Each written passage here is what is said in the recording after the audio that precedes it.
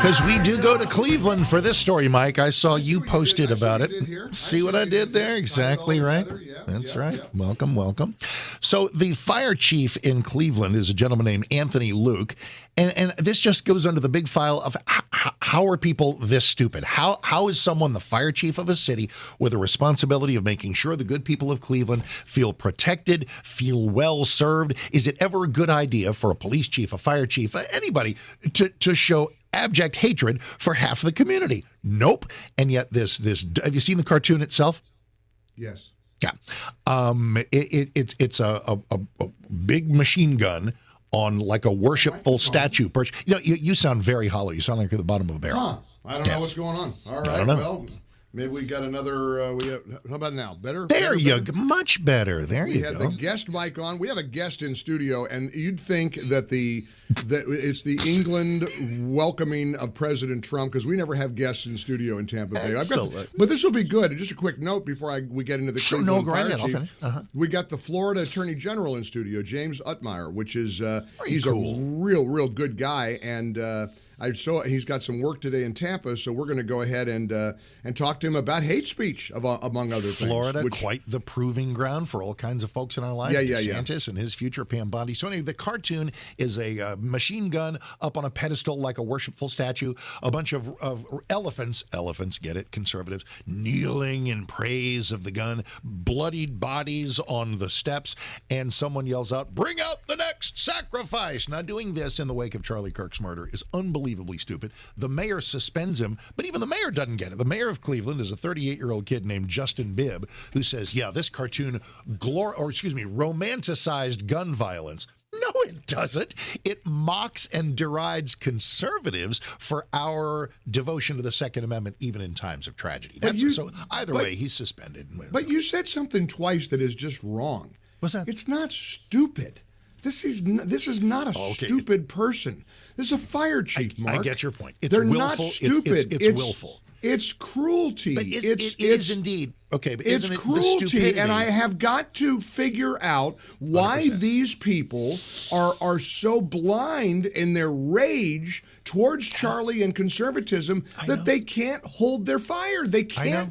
Right. Jimmy Kimmel Monday night goes on and Jimmy Kimmel and says he's part of this was one of the MAGA gang. Now, anybody watching Jimmy Kimmel's show Monday thinks that the guy is a violent MAGA extremist because Jimmy Kimmel lied about we all know what the guy's agenda was. It's clear now. His own mother said he was radicalized to the far left last year. There's no mystery. He said it. I hate Charlie Kirk. I had a chance to take him out. I am all right. So Jimmy Kimmel lies about it Monday. He gets absolutely dragged all day yesterday on social media. He's trending all day long. You lied about it. You suggested that this guy was MAGA. Yep. Well, at the very least, he's got to correct it last night, right? Ask me if he did. Did he? He did not. No, of course not. Of course not, because they don't have any decency. And nothing will happen. You think Jimmy Kimmel's stupid? He's not stupid. Okay. The stupidity, you're so correct. I'm not trying to criticize you. I'm just saying. Not at all. You know what I mean. It's funny because in such broad terms like stupid. Words matter. They sure do. The stupidity, I think, of the fire chief is thinking that his cruelty and horrible lack of taste and lack of decorum would go unpunished. There's the stupidity, but yours is the larger and more important point that we have a fire chief so cruel, a late night host so cruel. However, over at the Washington Post, a black woman got fired. Karen Attiah, one of the main opinion writers. I think she was the first prominent black woman to be an opinion columnist at the Post. That was hard to believe, but she was. She's gone for the lie, the fabricated quote that Charlie said that black women don't have the brain power to be pilots, which he never said. Ezra Klein is a New York Times columnist. Ezra Klein wrote a piece, Charlie did politics perfectly. This is how you do politics. You have debate. You have dialogue. You take it into hostile territory. Ezra Klein, a liberal New York Times columnist. Now, they're going nuts over him. They want him fired. They want him canceled because the cruel, awful, ugly, I'd say demonic side of the Democrat Party is on full display. And it is vast.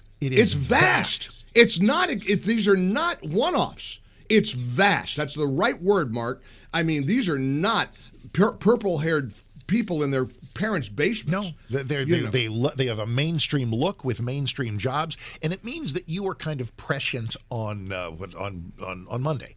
Was it Monday when you asked me, or was it even the day after, a couple of days, where you said, are you surprised by the layers and levels of horrific, repellent reaction? Because you said you were surprised, and I said, I'm not so surprised, because I was somehow more aware of what a sick cesspool the internet was, blah, blah, blah, whatever. But in the days since, I join you in my in being surprised and just taken aback. I did not, on my worst, most pessimistic day, think that America was reeking with this layer of hatred among teachers, among administrators, among fire chiefs, among pilots. Just no. It's unreal. And so in a way, this clarity is meaningful. In a way, it's valuable. I guess it's valuable. It's important. It's a teaching moment. It's a teaching moment about the Democrat Party, and that's why they're panicked. Look, Jimmy Kimmel, they're all panicking.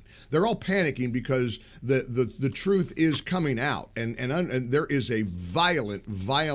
Now, and that's not to say every Democrat is violent. Look at the Ezra Kleins. Look at Jamie Lee Curtis. Did you see her clip?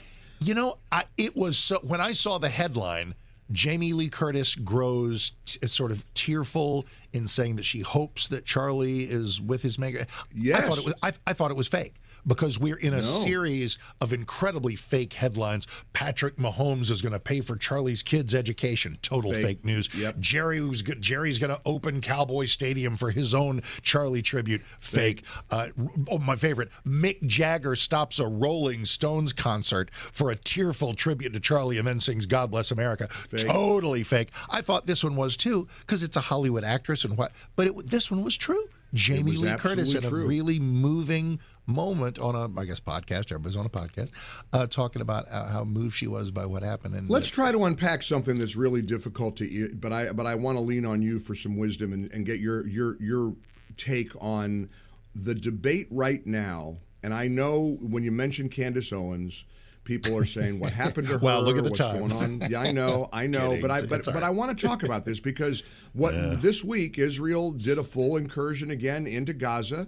The situation, this war in Israel is complicated. It's challenging. It's difficult. Candace, of course, is claiming in death after Charlie's killing that Charlie was starting to push away from his staunch pro-Israel support. He was starting to question Bibi Netanyahu's tactics. He was starting to, and of course, Candace, not unlike Tucker, they're just completely anti-Israel. They've gone full-blown anti-Israel. And so, but there's a lot of anecdotal stuff that suggests that some of that may be true. Now, I think that some of what may be true. That Charlie was that if pushing Charlie were back, alive today or next week or next month, that at some point he would have joined Candace and Tucker. No, I'm not saying that. Israel opposition. I'm not saying that. I'm saying that there's some anecdotal stuff that suggests he was starting to maybe reevaluate the role that Israel was playing, what they were doing. Is this going to come to an end? Look, this is not unlike something that President Trump has expressed. He's expressed frustration. We got to figure out how to bring this thing to an end. I know Trump wasn't happy about the strike in Qatar, or Qatar, however you're supposed to say it. And P.S., it didn't work. They didn't get the Hamas leadership on that. It was a failed attack, and it was an attack arguably on a sovereign nation. So this is complicated, but what do you make? I want to start by saying Charlie welcomed, like, his whole thing was both sides of a debate. He just didn't want to shut down people who challenged it. And what's fascinating, I think, about the conversation, and this is what I want to pick your brain about, is that Charlie was starting to say, allegedly, that he was being called an anti-Semite for even questioning any aspect of the Israeli offensive. Because that will happen to people sometimes. Because that will happen. And I think that's part of this conversation, Mark, that we ought to have, because I sense that too. Look, you and I are staunch Israel supporters. I wear a flag pin every day that connects the American flag with the Israeli flag. I'm wearing it right now. But I'm willing to say, hey, was Qatar the right thing? How do we get this thing to an end? And then right away, then the pro-Israel folks will say, anti-Semite, you're not supporting them. You're not. And so that's kind of the post-Charlie murder conversation that's occurring online with the Candaces and with the Tuckers. And interestingly enough, Tucker will be, I believe, at the ceremony Sunday that we're going to attend. We're bringing the show to Phoenix tomorrow, and we'll be attending the memorial. Candace will not. No, because Candace is a full-blown Jew-hating lunatic, which leads me to my very simple answer to the wonderful question you've asked. When a Candace or a Tucker or anybody, after somebody is dead, suddenly says, the dead person was just moments away from agreeing with me on a really big thing, I don't believe it for a moment. Now, does this mean I know it to be false? It does not. It means I don't believe it for a moment, and I believe such claims deserve to be ignored. Well, it's a fascinating debate that I'm sure is going to rage on. I did think it was interesting because, and interestingly, one of the aspects of this debate is that some big donors to Turning Point were furious that Charlie was inviting Tucker to speak at one of his big Turning Point action summits. And Charlie's response allegedly was, when somebody tells me who I'm not supposed to have at the event, I'm inviting them. I'll make sure they're there. Exactly. I'll double down, and they will be there. But again, man. But interesting, and I have to say how sad it is that Candace will not be playing a prominent role, because it must be said, Charlie and Candace really put Turning Point on the map together, Mark. But that's very 2018. I mean, that was before Candace went off in orbit around Neptune. She's a loon.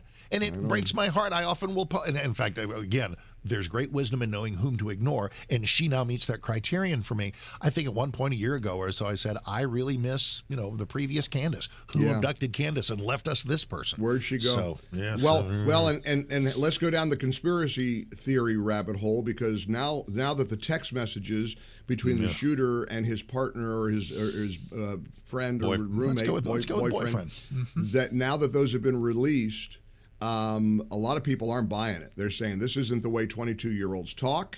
This is not. Steve Bannon said, I'm not buying any of it. The evidence, this is, and you know what the setup is. The setup is Patsy. That this was bigger, that this was a network, that there was stuff that, Steve Bannon said, I'm particularly not buying those text messages. It seems too stilted, too much like a script, like a bad script. So we got to get to the bottom of it. You got to get to the bottom of Antifa. You got to see if there's any connections to Butler. There's a whole lot of work to do. Everybody wants things so badly, and they okay. All right, I'm trying to re-rack my reaction to the text messages. Do 20-somethings talk this way? Sure, they do. If they're pretty high IQ and dorky, and as many are, I don't think there's any disconnect there at all.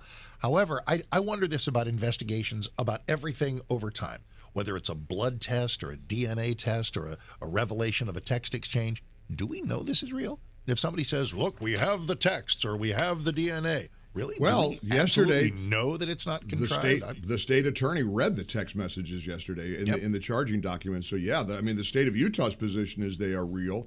I think the note that the killer said to his partner, look under the keyboard for the note, I believe the note was destroyed, but the partner took a picture of the note. Okay. And look, it must be said, the partner is absolutely cooperative. Whereas the killer monster is not. Oh, I haven't even said what one of my whole points was. I'll 30 seconds. We'll wrap up on this. Sure. This monster, this killer, deserves a swift and fair trial with a vigorous defense. If he's convicted, he deserves an appeal to the Utah Supreme Court. If that doesn't go well, he deserves an appeal to the United States Supreme Court. And if that doesn't go well, he should be executed the following day. This monster should be dead by Christmas. And P.S., they have the firing squad in Utah. Does he get to pick? The firing squad and lethal injection. They mostly use lethal injection, but remember Gary Gilmore? Let's do it. Well, God forgive me for feeling this way, but I hope he gets the firing squad because there was something vivid about that. There's something. I think there's he gets karma. I think he gets to pick. There's something symmetrical about that. Yep. That he would die at the method that he used to rob Charlie Kirk of his life. So I had somebody text me and say, all this call for the death penalty, the death penalty is a reprieve. Isn't life in prison far worse? I don't know. We can conceptualize that all day, but there is one fact. Everybody on death row is trying to get off of death row. Look, they're going to Luigi this guy. You better be ready. They're going to Luigi this kid. They're going to make him out to be a hero. They're doing that with. Oh, he's getting marriage proposals today. I guarantee it. Yesterday, when that crazy lunatic judge threw out the terrorism aspect of first-degree murder yesterday, what they do outside the courthouse? Yep. They cheered. Yep. They're cheering for Luigi. He has a fan base. He has a fan base. I'm glad we're here, man. I'm glad. Me too. I'm so glad. Thank exist. you for you. No, I'm glad you exist. I'm glad we can get through this together because I don't know what I'd do without you. Well, I love you. Back at you. Love See you tomorrow, and then Mike. Friday in Phoenix.